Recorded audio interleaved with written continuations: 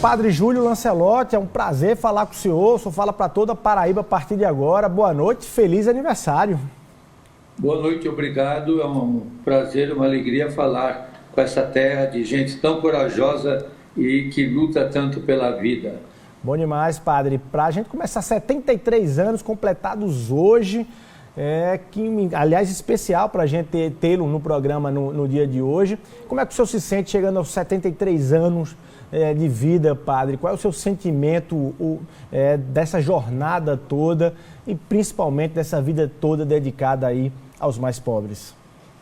Bom, eu me sinto envelhecido e com muitas histórias. A gente tem muitas memórias e a idade ajuda a olhar para todo o caminho feito, encontrando cicatrizes, alegrias, tendo na memória muitos nomes, muitas histórias, muitos afetos, muitas alegrias e muitas dores. Mas o senhor se sente, ao longo desse tempo todo, de tudo que o senhor viu, renovado ou cansado e frustrado, padre? Eu me sinto um lutador muitas vezes derrotado, ferido e, como diz o Paulo Freire, esfarrapado, mas com a esperança de quem sabe que a vida é luta constante, é luta pela defesa da dignidade humana, defender os mais pobres, os mais fracos, os pequenos, numa sociedade tão desigual como a nossa, é conflitivo. Você não faz isso sem conflito. Então, eu sei que é conflitivo e nos conflitos nós também somos feridos. Mas aí tem uma coisa muito importante que ficou para mim nessa caminhada. Eu nunca vou usar as armas que usam contra mim para ferir os que me atacam. Nunca. Eu nunca quero estar armado. A nossa luta é uma luta de pessoas desarmadas, de pessoas que não querem ferir ninguém, não querem destruir ninguém. Eu acho que é importante isso, não desqualificar o teu opositor, ou aquele que te ataca. Não usar as mesmas armas para não igualar nessa luta que muitas vezes é movida pelo ódio, é movida de uma forma muito dura para ferir e para destruir. Bom, a gente vai querer mergulhar um pouco mais, inclusive, na sua trajetória nesse momento. Mas só para que o nosso telespectador, padre, tenha uma noção. Quando foi que o senhor começou sentir a vocação para ser padre, naturalmente, e principalmente para ser padre com essa postura, né, diante do Evangelho? Como é que foi? Conta um pouco para a gente dessa história do seu sacerdócio mesmo, dessa vocação, e a partir daí, de como o senhor transferiu todo esse sacerdócio em defesa dos mais pobres. Então, a vocação é uma resposta que nós damos ao amor de Deus.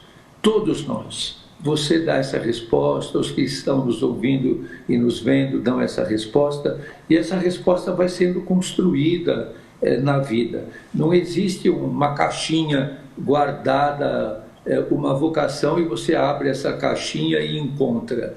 Isso é uma resposta existencial, uma resposta de vida que você dá ao amor de Deus. E eu recebi toda a minha formação e toda a experiência pastoral com Dom Paulo Evaristo Arnes, com Dom Luciano Mendes de Almeida, mas como figuras como Dom José Maria Pires, da Paraíba, Dom José Maria Pires, o nosso querido Dom Zumbi, que marcou a nossa vida também. E eu tive a oportunidade de conhecê-lo, de ouvi-lo. Dom José Maria Pires, sem dúvida, como Dom Helder, como Dom Aloísio. E então nós estamos na esteira dessa luta, na luta de Dorothy Stank, na luta do Padre Josimo, no Maranhão, do Padre Ezequiel Ramin, em Cacoal. Então, é toda uma história de lutas, como da Margarida Alves. Então, é uma história de lutas que vão sendo construídas. E, na construção, procurando dar uma resposta com fidelidade ao Evangelho, no segmento de Jesus, e nesse segmento que é um segmento exigente. E hoje, se você perguntar para o povo de que lado Jesus está, com certeza todos sabemos que Ele está do lado dos pobres. Aliás, padre, eu quero até registrar aqui e mostrar aqui para o nosso telespectador esse livro aqui, né? Seu Amor à Maneira de Deus. E eu queria fazer uma pergunta, enfim, é algo que eu recomendo, inclusive, a leitura. Mas tem uma frase, aliás, tem várias, né? Tem várias frases aqui, mas eu quero destacar uma para a gente, a partir dela, fazer aí um mergulho.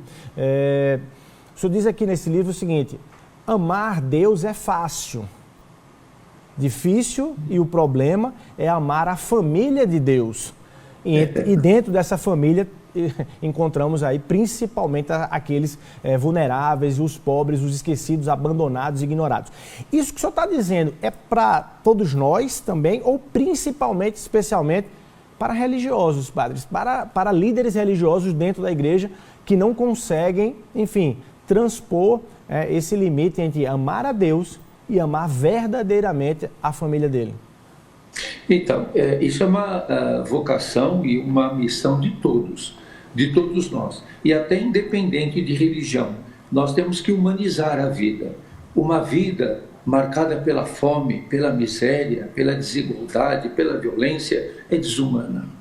Nós não podemos acreditar que Deus queira e que humanamente é viável uma vida marcada pelo desprezo, pela violência. Nós não podemos aceitar o genocídio da juventude negra, nós não podemos aceitar que sejam dizimadas as nações indígenas, nós não podemos aceitar a misoginia, o ódio à mulher, o ódio ao pobre, nenhum tipo de homofobia, de LGBTfobia. Tudo isso é inaceitável, tudo isso é desumano, e isso desumaniza a vida.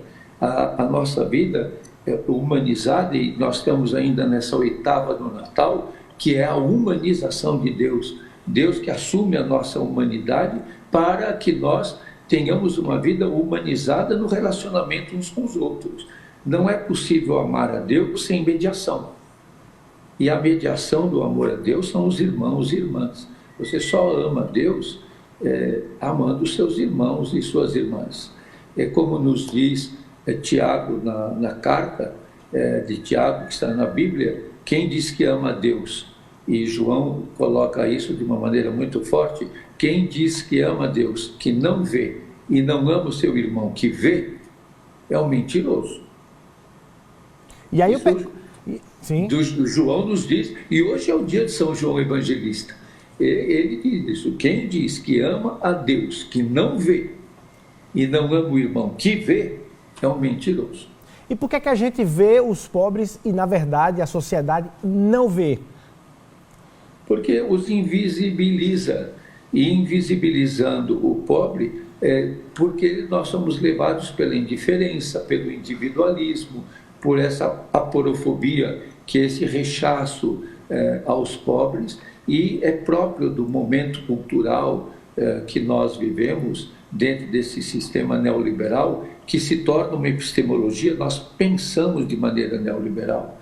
E essa forma de pensar é uma forma de pensar do individualismo, do meu bem-estar. Nós dificilmente pensamos o bem comum, o que é o bem para todos, a partir dos mais fracos. É como se na tua casa tem uma pessoa idosa muito fraca, e todos resolvem fazer um jantar e ninguém se importa com a pessoa idosa que não consegue sair da cama e se alimentar. Porque ela não entrega mais nada.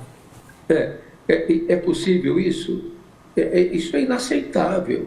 Se você tem na família uma pessoa deficiente, se você tem no teu convívio uma pessoa enfraquecida, uma pessoa doente, o que humaniza a vida é cuidar. Por isso que muitas vezes nós temos que cuidar dos idosos, trocando fralda do idoso, dando comida na boca, cuidando, medicando. Nós não podemos ser negligentes e querer afastar os mais fracos, querer afastar aqueles que têm dificuldades de sobreviver, sem água potável, sem alimentação, sem higiene adequada. Então, a sociedade toda tem que se organizar a partir dos mais fracos. Se eles estiverem bem, todos estaremos bem. O senhor falou uma expressãozinha aí, uma palavra aí chamada aporofobia. O senhor tem nas suas redes sociais, inclusive, batido muito nisso, recebido aí exemplos de aporofobia, de aversão, né, ao pobre, de medo ao pobre, de nojo ao pobre, no Brasil como um todo. Aliás, vou pedir aqui para a nossa produção até passar aqui um videozinho rápido que ele deixou naturalmente, rodou o país inteiro, né, o episódio em que o senhor vai lá propriamente, pessoalmente, retirar pedras que foram colocadas embaixo do viaduto lá em São Paulo para evitar que pessoas em situação de rua, que vulneráveis, pudessem usar aquele espaço para ali dormir, passar aí uma noite. Vamos soltar essa imagem para a gente voltar e falar sobre esse assunto, aporofobia.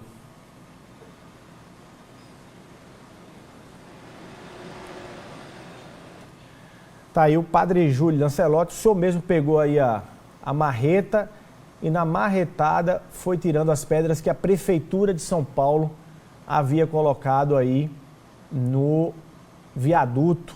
Esse viaduto fica onde, padre?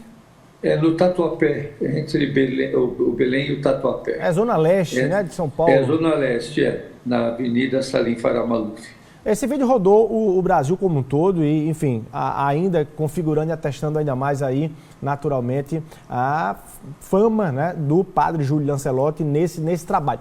Isso aí não é raro não, né, padre? O senhor, na sua trajetória toda, vê isso diariamente, ainda vê? Tem lhe assustado isso? É impressionante, eu recebo fotos que as pessoas me mandam pelas redes sociais do Brasil inteiro, e até alguns estão me mandando até de outros países, as fotos que mostram essa hostilidade. Não que nós queiramos que as pessoas fiquem embaixo dos viadutos, mas quem põe pedra embaixo do viaduto não põe tijolo para construir casa. Quem põe pedra embaixo do viaduto não cimenta uma parede, nem constrói uma casa para que os pobres tenham onde morar. Então, isso é um sinal de uma cidade que não é hospitaleira. Até a filósofa espanhola Adélia Cortina, que cunhou esse termo aporofobia, ela diz que a nossa superação está em sair da hostilidade para a hospitalidade. Então, essas pedras, esses espetos, gotejamento, coisas elétricas, isso é hostilidade. A hospitalidade é locação social, é lugar para morar, é proteção social, é acolher as pessoas. Então, tem que ficar bem claro isso. Não é que nós queiramos que eles morem embaixo do viaduto, mas que, ao invés de pôr pedras, construamos casas, construamos possibilidade de locação social para que as pessoas tenham onde morar. Hoje, o IPEA considera que no Brasil temos bem mais de 200 mil pessoas vivendo pelas ruas das cidades. Só aqui em São Paulo, no mínimo, são 35 mil. No Rio de Janeiro, o número passa de 15 mil. E, proporcionalmente, é um número alarmante uma cidade como o Rio de Janeiro ter mais de 15 mil pessoas vivendo nas calçadas. E em São Paulo, 35 mil, no mínimo, estão nessa situação. Mas cresce também em João Pessoa, sim, como cresce no Recife, em São Luís, em Salvador, em todas as capitais brasileiras, o número de pessoas em situação de rua cresce. Não, e o número que o senhor está dizendo aí de algumas cidades de 15 mil, 20 mil, São Paulo, mais de 25 mil moradores de rua, é um número maior do que dezenas de cidades aqui na Paraíba. Né? Na Paraíba tem poucas cidades com mais de 30 mil, de 25 mil habitantes. É algo realmente impressionante. Dentro desse processo de aversão, a gente escuta muito, padre, e eu gostaria de mergulhar nesse tema, que é assim, dar esmola, muita gente tem a visão de dar esmola para vagabundo é algo contraproducente. Né? Todo mundo diz assim, olha, isso não vamos dar esmola para vagabundo. Quando o senhor escuta isso, como é que o senhor reage? Né? O que é que mexe no senhor quando o senhor escuta alguém que tem uma leitura de dizer assim, dá esmola de jeito algum, é tudo vagabundo e não merece? Na verdade, seria bom que existisse uma cidade que não tivesse ninguém pedindo esmola. Agora, ninguém está na rua por causa da esmola. A esmola é consequência de estar na rua e não a causa. E essas campanhas não dê esmola, elas procuram criminalizar o pobre ao invés de lutar contra a pobreza. Então, não dê esmola porque ele é vagabundo. Isto é uma forma de aporofobia. Isso é um moralismo desnecessário, hostil, um tratamento hostil com a pessoa. Então, isto é a criminalização do pobre. Nós temos que lutar contra a pobreza. Eu tenho dito sempre que quem dá esmola é o poder público. Veja o que se gasta com o judiciário, com os privilégios do poder judiciário e o que é destinado à assistência social, à proteção social, o que se gasta para manter privilégios na classe política e o que é investido para a proteção social. Então, quem dá esmola é o poder público. Nós temos que pedir ao poder público que pare de dar esmola e garanta as condições de vida para toda a população. A função do Estado é o bem comum. O Estado não existe para privilegiar. O Estado existe para garantir dignidade de vida para todos. Aliás, a Constituição brasileira diz: todos são iguais perante a lei. Aí você olha na rua e olha os privilégios, olha o distanciamento social, olha a forma como vive a elite, você vê que onde está essa igualdade. Se todos somos iguais perante a lei garante que todos tenham vida com dignidade, com liberdade, que tenham condições de viver com dignidade. Então, a gente já começa aí a mostrar a pobreza, a miséria é inconstitucional. A pobreza, a miséria é desumana, é anticristã e é desumana e anti qualquer religião. Nenhuma religião propõe a pobreza e a miséria. Agora, eu sempre ressalto de que a solidariedade, a compaixão, a misericórdia não são dimensões religiosas, são dimensões humanas. Porque os ateus também são misericordiosos, compassivos e solidários. E, às vezes, aqueles que são muito religiosos não são. Bom, eu toda segunda-feira aqui, padre, eu majoritariamente, de forma mais frequente, estou entrevistando políticos, na verdade, o frente a frente, enfim, acompanho um pouco essa política. Eu ia perguntar exatamente, o senhor já antecipou de certa forma, mas o que o senhor pensa de qual é o grau de culpa e de responsabilidade para a situação que nós temos hoje no Brasil, naturalmente, mas no mundo também, isso também é visto no mundo, se a gente for para outros continentes, mas do ponto de vista, qual é a culpa que o senhor transfere aí para o sistema político, para a classe política aqui no Brasil, da situação que nós vivemos. Quando o senhor, nas suas orações, quando o senhor está rezando, o senhor pede para que cenário seja, da verdade, seja aplicado aqui no Brasil? A responsabilidade é de todos nós somos corresponsáveis. E tem um detalhe muito importante, dentro do sistema, entre aspas, democrático que nós vivemos, porque na verdade ele não é, mas dentro do chamado sistema democrático, a classe política é classe política porque o povo que a colocou lá.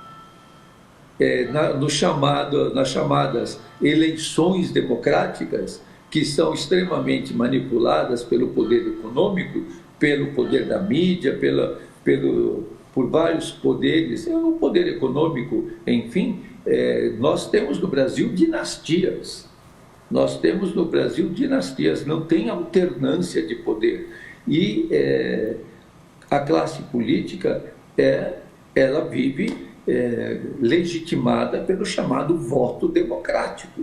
Então, é uma responsabilidade nossa de cobrar dos políticos, de ver qual é a posição que eles têm, como é que o pobre está no orçamento, como é que o pobre faz parte do orçamento de todos os nossos estados, o Brasil como um todo e os municípios têm. Como é que nós garantimos nas casas legislativas a discussão de ações que garantam a vida para todos. Então não adianta dizer não dê esmola e ficar nesse ódio ao pobre, quando no orçamento municipal, no orçamento estadual, no orçamento federal, eles não estão presentes para garantir vida com dignidade para todos. Você conhece, seria interessante que se alguém conhecesse alguém que está na rua por causa da esmola.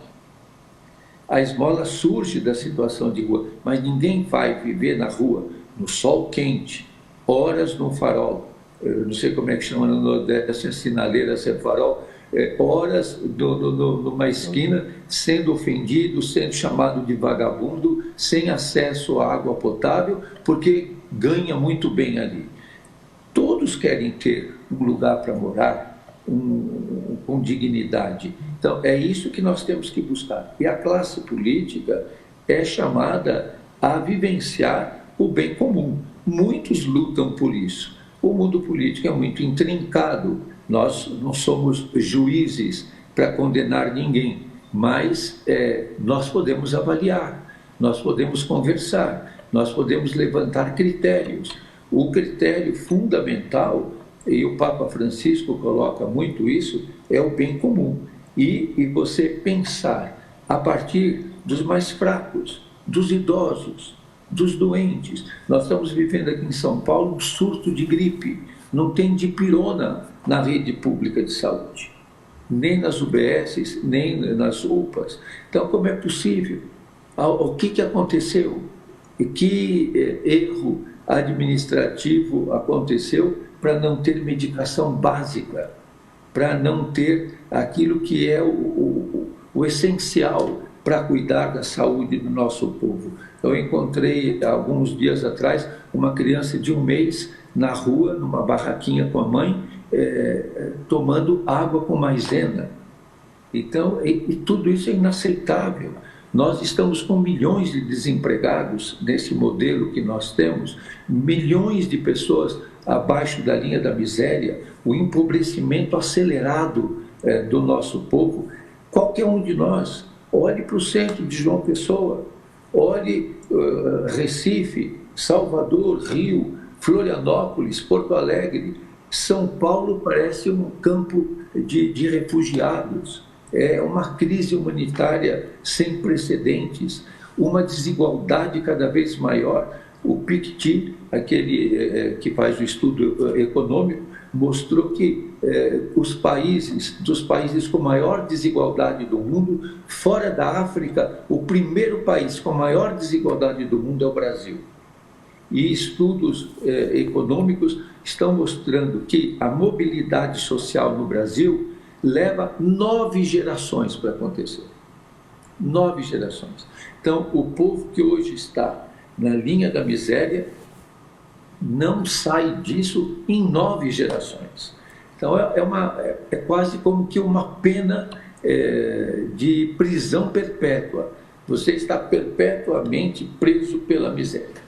Padre, o senhor atribui isso para esse momento, que leitura o senhor faz do governo Bolsonaro, por exemplo, em relação a essa leitura de olhar para os pobres no Brasil? O senhor personifica no presidente Jair Bolsonaro ou não? Tem uma visão mais ampla? Eu acho que a gente não personifica numa pessoa só, se bem que o nosso presidente capricha em personificar o do pior existe em termos de desumanidade. Aí não é nem a gente que precisa olhar isso nele, ele mesmo faz questão de falar coisas que acho que até a assessoria dele deve ficar assustada quando ele abre a boca, as coisas que ele fala. E naquele cercadinho até a imprensa mesmo foi desistindo de ficar ouvindo aquele festival de besteiras ditas naquele cercadinho. Eu acredito que deva ter um esforço de buscar respostas, mas esse modelo da escola de Chicago, esse modelo que não deu certo no Chile, e vimos o que aconteceu agora no Chile, essa busca de privatização de tudo, essa busca do Estado mínimo, esse individualismo, essa linha armamentista, essa linha de desprezo, de negacionismo, está levando o Brasil ao que nós estamos vivendo. Veja que situação chegou o Chile. Agora, houve uma reviravolta lá nas eleições presidenciais, foi eleito um presidente o mais jovem de toda a história na América Latina, com 35 anos, e uma busca desesperada de buscar uma resposta que leve alento ao povo. O nosso povo está sofrendo demais. O nosso povo está sofrendo demais. Padre, e como é que o senhor faz para que que o senhor não seja utilizado, o seu trabalho que é um trabalho real, de vida real, inclusive de confronto com os políticos que estão no poder, prefeitos, vários prefeitos que já passaram por São Paulo, vários governadores que já passaram por São Paulo. Como é que o senhor faz para não ser utilizado como um instrumento de disputa política, por um lado, que pega o seu discurso, pega a sua fala e diz, está vendo aí, o Padre Júlio está dizendo que essa gestão não presta, e por aí vai e explora isso. Hoje, inclusive, o ex-presidente Luiz Inácio Lula da Silva, ele fez um registro de comemoração do seu aniversário e tudo. Sim. Eu cobro de todos eles e não peço nada pessoal para eles, para nenhum deles. Não devo nada a nenhum deles. Agora, como você disse, eu conversei com todos os prefeitos de São Paulo nesses 40 anos. Todos passaram. Nós continuamos lutando. Todos eles passaram. Eu conversei com todos os governadores, desde do Paulo Maluf, governador, indireto, todos eles passaram. Então, todo o poder tem pé de barro. Todo o poder passa. Inclusive o do PT? Todos. E você conhece o Eduardo Galeano, né? Sim. O Eduardo Galeano, grande historiador e pensador latino-americano. Ele fala muito dessa questão do poder. E tem uma frase, na realidade latino-americana, que ele diz de uma maneira magistral. Você vai gostar disso. Ele diz, o poder é como um violino. Você pega com a esquerda e toca com a direita. Tá. Esse que é o problema do poder. É como um violino, pega com a esquerda e toca com a direita. Então, é o sistema que nós vivemos. Essa globalização neoliberal, ela dá espaços e não espaços. Agora, eu tenho consciência de ter cobrado de todos eles e de não ter nunca buscado nenhum favorecimento pessoal, nenhum interesse pessoal. Ao longo desse tempo. O trabalho da Pastoral de Rua de São Paulo não tem nada do poder público. A gente acabou de exibir agora, dá para colocar na tela de novo para o nosso telespectador, o registro que o ex-presidente Lula fez do seu aniversário. A gente pode colocar novamente aqui, olha, quero dar um abraço e parabenizar o amigo Padre Júlio por mais um ano de vida. Padre Júlio é um exemplo de luta, coragem e amor ao próximo. O senhor está falando, quando o senhor fala isso, eu lhe pergunto de forma objetiva. Se diz muito que o governo Lula, o governo do PT, mas especialmente o governo Lula, nos mandatos dele, era um governo voltado para os pobres. O senhor sentiu isso nas ruas, de fato, ou não? Olha, o ex-presidente Lula, durante os 8 anos que foi presidente, veio todos os natais sentar com o povo da rua. E nós fizemos esse ano também um encontro com os catadores e os moradores de rua. Nós conseguimos, no governo do ex-presidente Lula, a política nacional para a população de rua e todo o trabalho feito do BNDES em relação às cooperativas de catadores. Agora, nenhum governo é a proposta acabada, porque todos os governos estão dentro desse sistema. E todos eles têm acertos e têm erros. Nós não podemos canonizar nenhum, nem demonizar nenhum. Todos eles são passíveis de avaliações críticas, todos eles são passíveis de revisões, de busca, de críticas e de acertos. Nós não podemos dizer uns acertam mais, outros acertam menos, uns erram mais, outros erram menos. Mas faz parte do jogo democrático. Nós não podemos achar que só um jeito é o único jeito certo. Acho que essa liberdade nós temos que ter para estar do lado dos mais pobres. Eu perguntei esses dias para o secretário municipal da Assistência Social de São Paulo. O orçamento da Assistência Social de São Paulo é de milhões. Eu perguntei a ele, se você perguntar para qualquer pessoa na cidade se percebe o impacto da ação da prefeitura nas ruas, ninguém percebe. Qual é o impacto que você sente aí na Paraíba do Ministério da Saúde? Pergunta para o povo. Não adianta fazer pesquisa se vai vacinar as crianças ou não. O povo sabe o que está acontecendo na UPA, na UBS, é lá que o povo sabe o que está acontecendo. O povo sabe o que está acontecendo lá no caixa do supermercado. O povo sabe o que está acontecendo no caixa da farmácia. É lá que o povo sabe o que está acontecendo. É na rua que o povo sabe o que está acontecendo. É ir na porta do supermercado e ver quanto é que o povo está conseguindo comprar de alimento. O que acaba primeiro, o alimento ou o salário? Como o povo é que sabe quando recebe a conta de energia elétrica, a conta de água. Aí que o povo vai ver qual é a situação que está vivendo. Vá perguntar e ver quando os aposentados estão saindo da Caixa Econômica Federal. A dificuldade que o povo teve de acessar os benefícios. Quantos perderam os benefícios? Quantas pessoas no Brasil estão conseguindo fazer 3 refeições por dia? Então, eu acredito que não é o X, o Y e o Z, mas é uma proposta que tem que ser construída com a participação do nosso povo. Por que a renda básica não está implantada?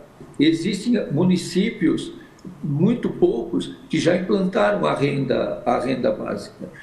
Por que nós não conseguimos implantar a renda básica? Que foi aprovada, não foi regulamentada. E é alguma coisa que está aí. Nós temos que buscar, eu acho que as 2 palavras são o bem comum e a proteção social. E a proteção social, que não é só transferência de renda, é garantir acesso à moradia, garantir acesso à saúde, garantir acesso à educação. Você veja, com tanto negacionismo, o Brasil ainda é um dos países que tem conseguido vacinar muito, porque nós temos o SUS. Nós não podemos sucatear o SUS. Nós temos que defender o SUS, proteger o SUS. O SUS é um exemplo para o mundo todo, o Sistema Único de Saúde, e temos que proteger esse Sistema Único de Saúde como uma resposta efetiva. É lá que o povo vai sentir. Agora, se as pessoas chegam lá na UPA e não tem nem dipirona... Padre, a gente está falando sobre o papel da classe política, das gestões públicas nisso tudo. Mas vamos falar um pouco sobre o papel da Igreja Católica. Como é que o senhor vê hoje o papel da Igreja Católica para fazer uma leitura de mundo, mas para fazer uma leitura de Brasil?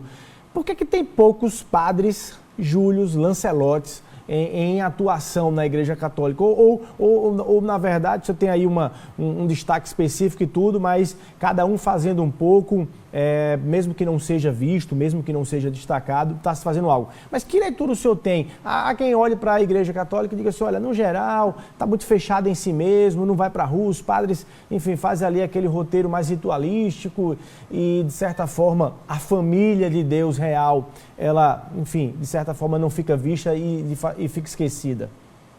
Olha, a Igreja Católica, como todas as igrejas, tem luzes e escuridão. Tem serviço e tem individualismo. As igrejas são multiclassistas. Nenhuma igreja é isenta de ser multiclassista. Mas, por exemplo, nós temos no Brasil a Pastoral da Criança. A Pastoral da Criança presta um serviço imenso no Brasil. E a Pastoral da Criança é criada pela eminente, saudosa e queridíssima doutora Zilda Arnes. Quem nesse Brasil não conhece Zilda Arnes? Todo mundo conhece a doutora Zilda. A doutora Zilda andou por todo o Nordeste brasileiro, implantando a Pastoral da Criança, implantando a Pastoral da Pessoa Idosa, todas as nossas comunidades conhecem o trabalho dos vicentinos, conhece os trabalhos de educação, conhece muitos dos trabalhos que são na linha social, mas também conhecem, como em todas as instituições, em todas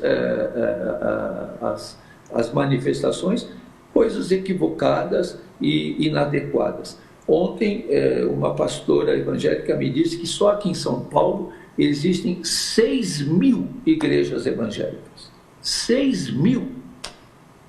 E se somarmos com as católicas, que não chegam a esse número, é bem menor, na cidade de São Paulo devemos ter entre 300 a 400 paróquias, mas quem chegar em São Paulo, eu acredito que João Pessoa também deve acontecer isso. Dizer, nossa, essa cidade é muito religiosa, tem tanta igreja aqui, esse povo deve ser piedosíssimo, não deve ter ninguém na rua, nessa cidade ninguém passa fome, aqui nessa cidade o que mais tem é igreja, tem uma igreja por quarteirão.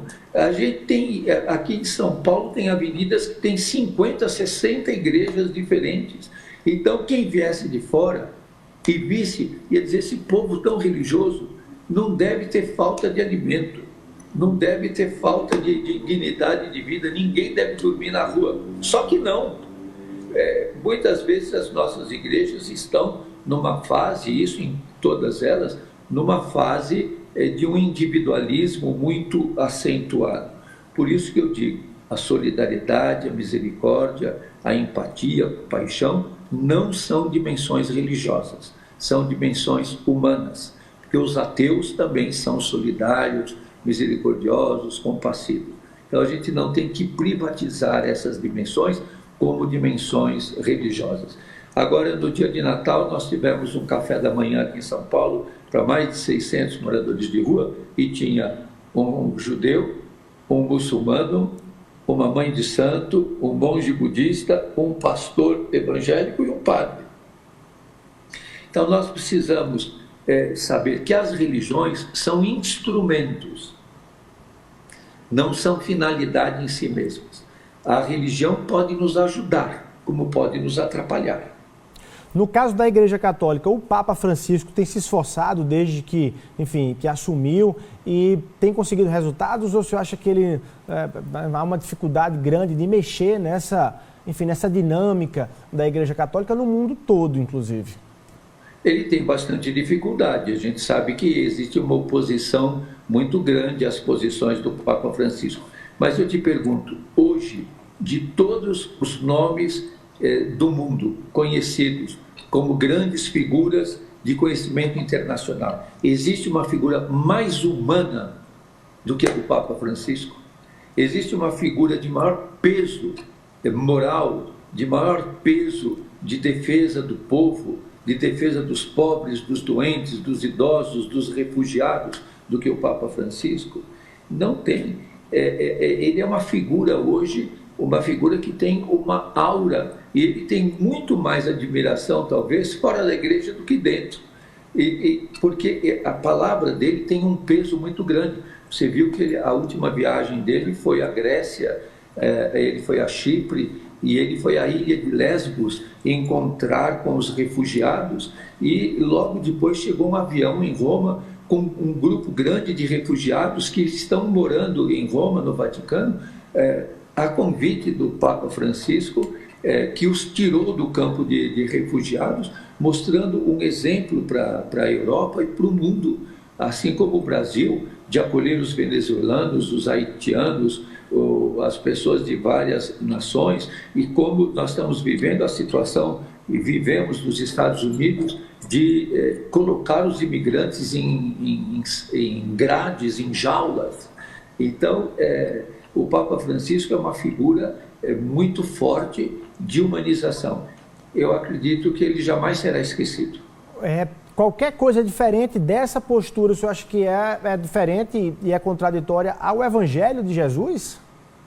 Eu acredito que sim, o Evangelho de Jesus é muito claro. E se você perguntar para o povo, Jesus está do lado dos poderosos ou dos fracos? O povo vai falar o quê? Jesus está do lado dos poderosos ou dos pobres? O que o povo diz? O povo todo sabe que Jesus está do lado dos pobres. E agora no Natal, todos nós celebramos a humanização de Deus no seio de Maria, pobre. Eu sei se é na Paraíba que é Nossa Senhora das Neves. Isso. Né? Então, a Nossa Senhora das Neves, ela é muito conhecida e venerada na Paraíba, né? Nossa padroeira, isso. Então, Jesus se humaniza no seio de Maria, que o povo paraibano chama de Nossa Senhora das Neves, e ele vem para a vida humana, como todo ser humano, no seio de Maria, pobre. Jesus não nasceu no palácio, Jesus não nasceu em nenhuma catedral, em nenhuma basílica. Jesus nasceu no estábulo e foi colocado num coxo. Bom, muito assunto para a gente conversar, padre. Eu vou pedir só um minutinho aqui para a gente aqui ter um intervalo, tomar uma aguinha e volta aqui conversando com o padre Júlio Lancelotti, que está dando aí um pouco, né, partilhando um pouco da sua vida e da sua experiência e da sua vivência como sacerdote aqui em São Paulo, né, a capital, enfim, mais populosa do Brasil. Rapidinho, um minutinho, a gente volta conversando aqui com o padre Júlio Lancelotti.